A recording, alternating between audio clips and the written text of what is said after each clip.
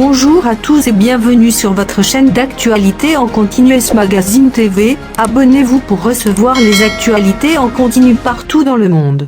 Après une campagne menée sur la promesse de baisse d'impôts, la troisième femme chef de gouvernement britannique entre en fonction en pleine urgence économique vu la chute historique du pouvoir d'achat provoquée par la hausse des factures d'énergie.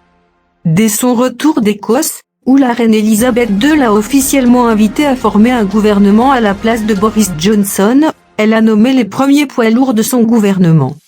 Pour la première fois, aucun des 4 principaux postes de l'exécutif, Premier ministre, Finances, l'Intérieur et Affaires étrangères, n'est ainsi occupé par un homme blanc. Il s'agit de personnalités, la plupart très conservatrices, très loyales à Liz Truss, avec cependant le parcours classique des élites britanniques. Ancien discret secrétaire d'État au Foreign Office, James Cleverly, 53 ans, dont la mère est originaire de Sierra Leone, devient chef de la diplomatie. Suella Braverman, ancienne avocate de 42 ans, hérite de l'intérieur et du dossier des traversées illégales de la Manche.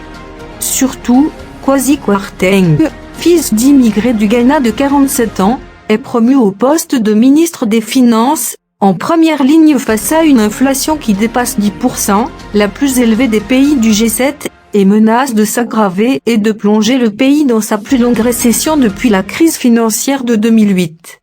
Le premier conseil des ministres se réunira mercredi matin avant que la nouvelle dirigeante n'affronte pour la première fois la chef de l'opposition Keir Starmer au Parlement. Nous ne devons pas être intimidés par les défis auxquels nous sommes confrontés, a souligné Liz Truss devant des dizaines de députés réunis devant sa résidence de Downing Street, qui avait dû s'abriter d'une pluie battante quelques minutes avant son arrivée. Aussi forte que soit la tempête, je sais que le peuple britannique est plus fort. Je suis convaincu qu'ensemble, nous pouvons surmonter la tempête et reconstruire notre économie. Dans un bref discours devant Downing Street au petit matin, Boris Johnson a salué son propre bilan devant une foule de soutiens et de collaborateurs.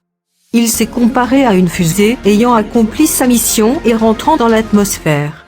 J'offrirai à ce gouvernement mon soutien le plus fervent, a-t-il assuré.